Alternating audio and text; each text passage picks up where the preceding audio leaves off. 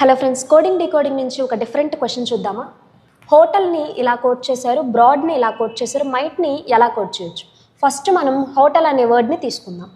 HOTEL. ఇక్కడ మీరు పైన డీకోడింగ్ వర్డ్ అబ్జర్వ్ చేస్తే ఆపోజిట్ లెటర్స్ ఉన్నాయి. సో మనం హోటల్కి ఆపోజిట్ లెటర్స్ తీసుకుందాం.